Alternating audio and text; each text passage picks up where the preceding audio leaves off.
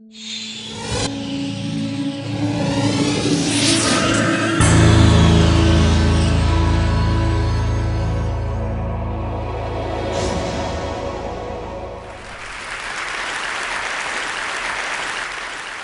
for any of us in this room today, let's start out by admitting we're lucky.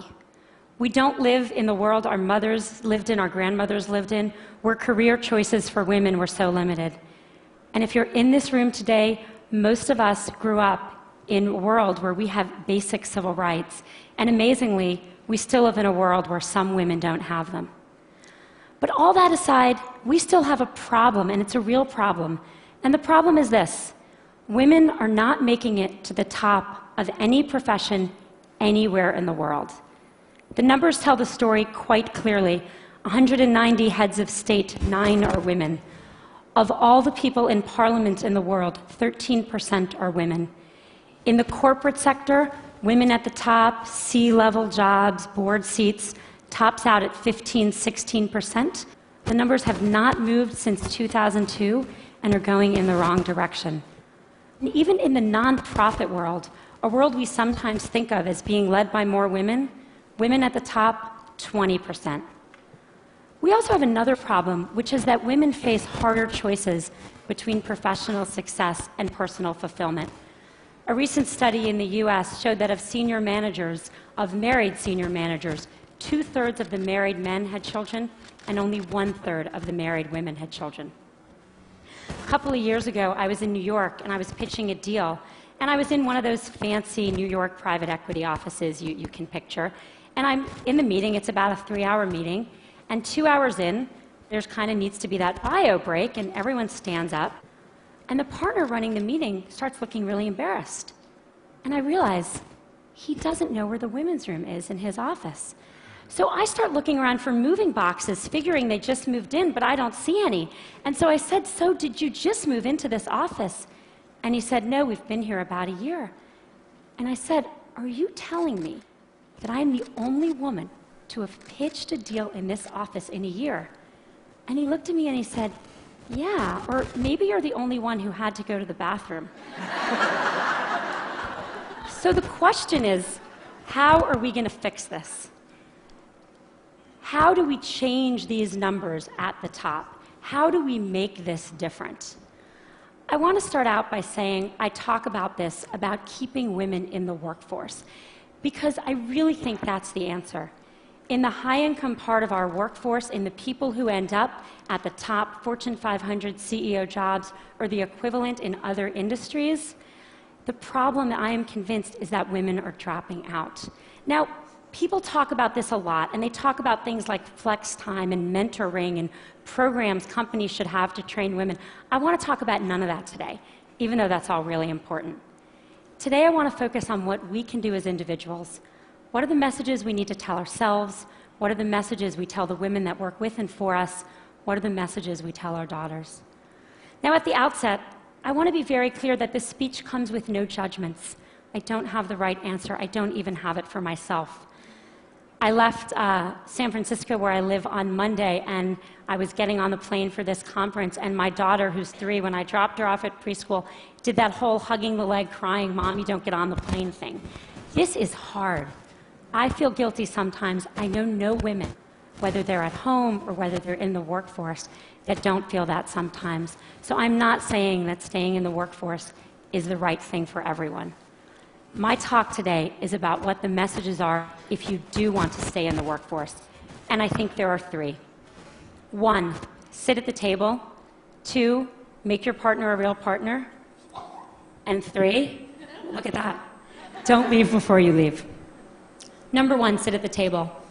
Just a couple weeks ago at Facebook, we hosted a very senior government official, and he came in to meet with senior execs from around Silicon Valley.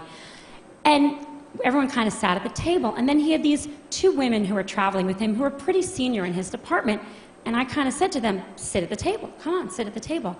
And they sat on the side of the room.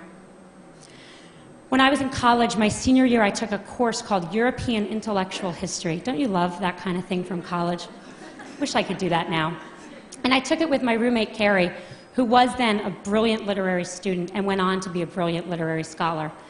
and my brother, smart guy, but a water polo playing pre-med who was a sophomore. The three of us take this class together. And then Carrie reads all the books in the original Greek and Latin, goes to all the lectures. I read all the books in English and go to most of the lectures. My brother is kind of busy. He reads one book of 12 and goes to a couple of lectures, marches himself up to our room a couple days before the exam to get himself tutored. The three of us go to the exam together, and we sit down, and we study, sit there for 3 hours in our little blue notebooks. Yes, I'm that old. And we walk out, and we look at each other, and we say, how'd you do? And Carrie says, boy, I feel like I didn't really draw out the main point on the Hegelian dialectic. And I say, God, I really wish I had really connected John Locke's theory of property, the philosophers that follow. And my brother says, I got the top grade in the class. You got the top grade in the class? You don't know anything. The problem with these stories is that they show what the data shows. Women systematically underestimate their own abilities. If you test men and women and you ask them questions on totally objective criteria like GPAs, men get it wrong slightly high and women get it wrong slightly low. Women do not negotiate for themselves in the workforce. A study in the last 2 years of people entering the workforce out of college showed that 57% of boys entering, or men, I guess, are negotiating their first salary, and only 7% of women. And most importantly, men attribute their success to themselves, and women attribute it to other external factors. If you ask men why they did a good job, they'll say, I'm awesome. If you ask, obviously, why are you even asking? If you ask women why they did a good job, what they'll say is someone helped them, they got lucky, they worked really hard. Why does this matter? Boy, it matters a lot, because no one gets to the corner office by sitting on the side, not at the table. And no one gets the promotion if they don't think they deserve their success, or they don't even understand their own success. I wish the answer were easy. I wish I could just go tell all the young women I work for, all these fabulous women, believe in yourself, negotiate for yourself, own your own success. I wish I could tell that to my daughter. But it's not that simple, because what the data shows above all else is one thing, which is that success and likability are positively correlated for men and negatively correlated for women. And everyone's nodding, because we all know this to be true. There's a really good study that shows this really well. There's a famous Harvard Business School study on a woman named Heidi Roizen. And she's an operator in a in a company in Silicon Valley, and she uses her contacts to become a very successful venture capitalist. In 2002, not so long ago, a professor who was then at Columbia University took that case and made it Heidi Roizen. And he gave that case out, both of them, to 2 groups of students. He changed exactly one word, Heidi to Howard, but that one word made a really big difference. He then surveyed the students, and the good news was the students, both men and women, thought Heidi and Howard were equally competent, and that's good. The bad news was that everyone liked Howard. He's a great guy. You want to work for him. You want to spend the day fishing with him. But Heidi, not so sure. She's a little out for herself. She's a little political. You're not sure you'd want to work for her. This is the complication.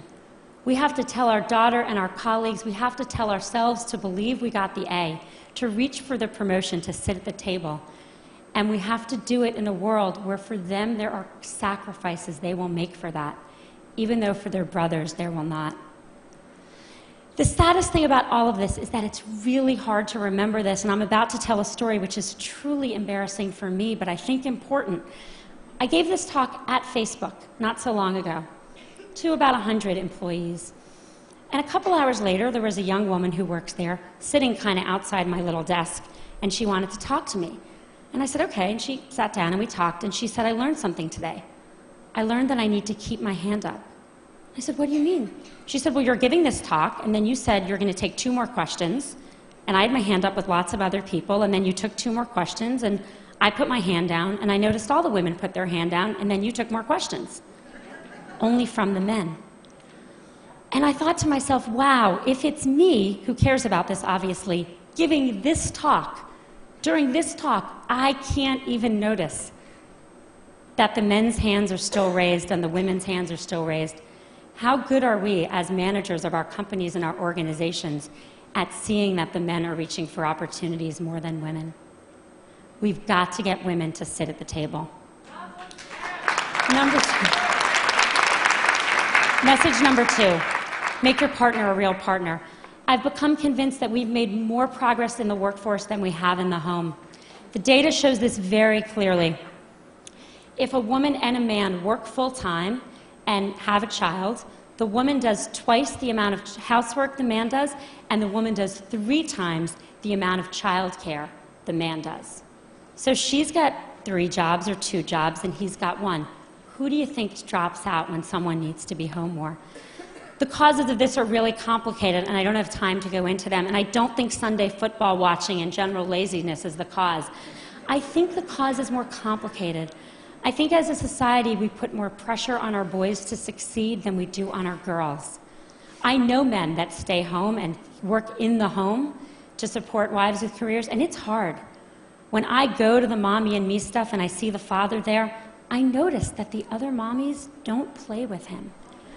And that's a problem, because we have to make it as important a job, because it's the hardest job in the world, to work inside the home for people of both genders if we're going to even things out and let women stay in the workforce.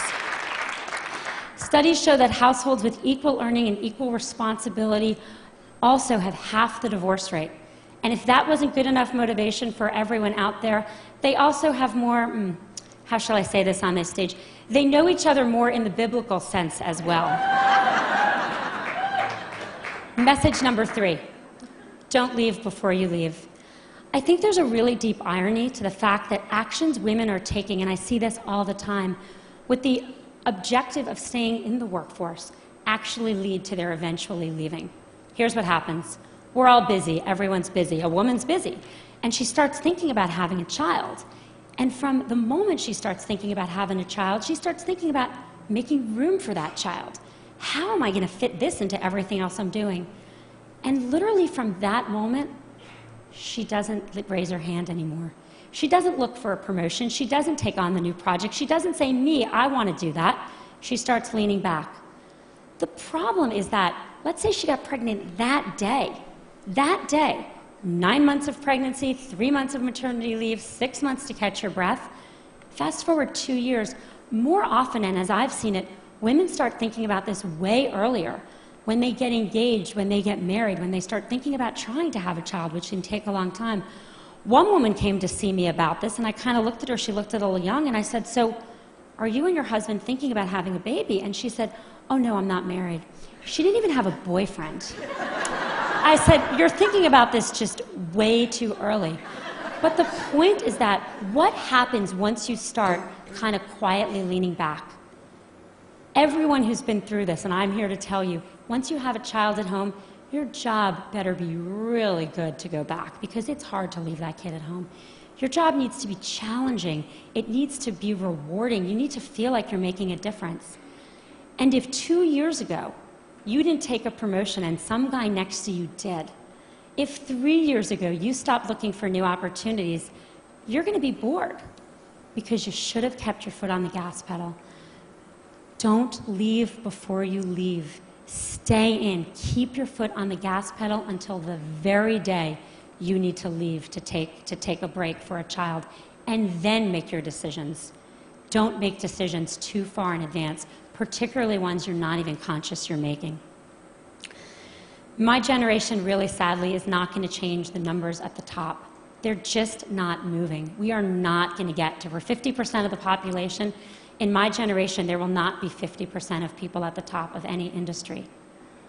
But I'm hopeful that future generations can. I think a world that was run where half of our countries and half of our companies were run by women would be a better world. And it's not just because people would know where the women's bathrooms are, even though that would be very helpful. I think it would be a better world. I have 2 children. I have a 5-year-old son and a 2-year-old daughter. I want my son to have a choice to contribute fully in the workforce or at home, and I want my daughter to have the choice to not just succeed, but to be liked for her accomplishments. Thank you.